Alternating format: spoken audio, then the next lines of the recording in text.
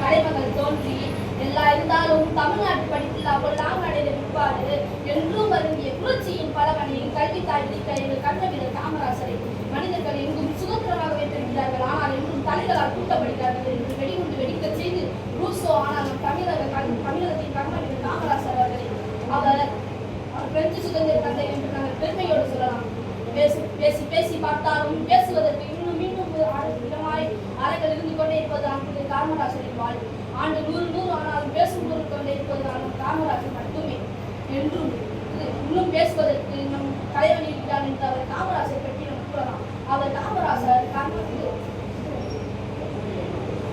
கரிகால சோழனின் முல்லைப்பட்டினம் வைகையாறு அமராவதி கோலப்பட்டினம் வைகையாறு என்று பலரும் சொன்னார்கள். அடே அப்பா, ஓடி ஓடி உழைத்த காமராசர் 10 பைசா வைத்துக் கொள்ள உணவில்லையா என்று அவர் மனையை கொண்டார். மரம் வளர்ப்போம் மனிதர்கள் அறங்கற்றால் பெருமை கல்வி கொண்டால் உலகம் கைகூடும். புத்தி சேர்த்து பாடம் படித்தால் புது பாதைகள் வாழ்வில் மலரும். துணிவு சேர்த்து தோல்வி மறையும். ஆர்வம் இருந்தால் உயர்வு தரையும். உழைப்பின் பாதை வெற்றி தரும். உலகம் நம்மை வழங்குகிறது. கணிதங்களில் சிறந்ததுமா, ஆங்கில மாதங்களில் சிறந்தது தமிழ் மாதங்களில் சிறந்தது தை. மூன்றையும் சேர்த்து மாமேதையாய் அமர்ந்திருக்கும் நடுவர் அவர்களுக்கும் எனதருமை ஆசிரியர் பெருமக்களுக்கும் எனதருமை சகோதர சகோதரிகளுக்கும் என் முதற்கண் வணக்கத்தை தெரிவித்துக் கொள்கின்றேன். கல் தோன்றி மண் தோன்றா காலத்தில் முன்தோன்றிய மூத்த மொழியாகிய தமிழையும் தமிழன்னையும் வழங்கிய என் முதற்கண் வணக்கத்தை தெரிவித்துக் கொள்கின்றேன். இன்று நான் பேசவிருக்கின்ற தலைப்பு எதிர்கால இந்தியாவை பற்றி சுவாமி விவேகானந்தரின் கருத்து முன்னுரை. பல ஆயிரம் ஆண்டுகளுக்கு முன்பிலிருந்தே ஆன்மீகம் என்பது தலைத்து வளர்ந்த ஒரு தேசமாக இந்திய தேசம் காணப்படுகிறது. இந்த தேசமானது தன்னலமற்ற பல துறவிகளையும் மகான்களையும் கண்ட இந்தியாவினுடைய வீர துறவியாக அனைவராலும் அழைக்கப்படும் சுவாமி விவேகானந்தர் அவர்கள் இளைஞர் மத்தியில் எழுச்சி ஊட்டும் வகையில் வீரம் சிறந்த கருத்துக்களை கூறி எழுச்சி ஏற்படுத்தியுள்ளார்.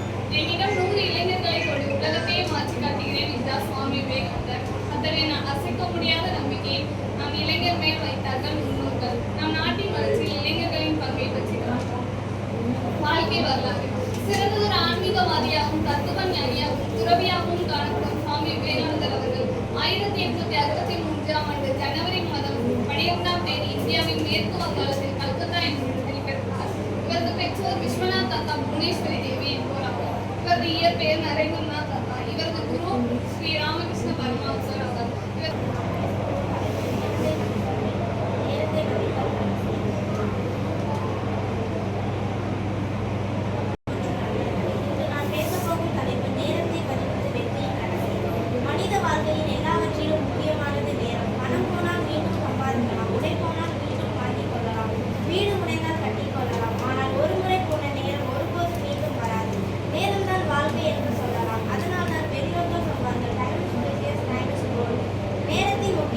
நேரத்தை மதிப்பது, வாழ்க்கையை மதிப்பது நம்முடைய ஒவ்வொரு நொடியும் நம் எதிர்காலத்தை அமைக்கிறது. மாணவர்களுக்கான பாடம். மாணவர்கள் நேரத்தை திட்டமிட்டு படித்தால் நல்ல மதிப்பெண்களும் நல்ல எதிர்காலமும் கிடைக்கும்.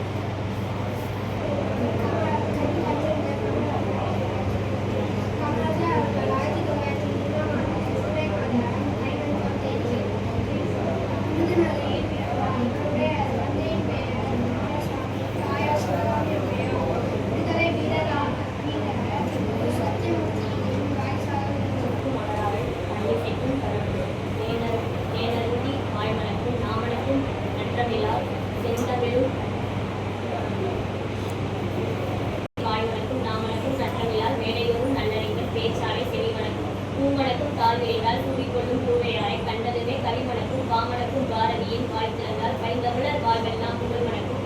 என் பாட்டுடை தலைவர் பாரதியை வணங்கி விண்ணை அளந்த தமிழ் அன்னையை வணங்கி இந்த மண்ணை வணங்கி பெற்றெடுத்த தாயை தத்தெடுத்த தமிழை புற்றெடுத்த என் அறிவை புத்தெடுத்து தருகிறேன் செவிமடுத்து கேளுங்கள்.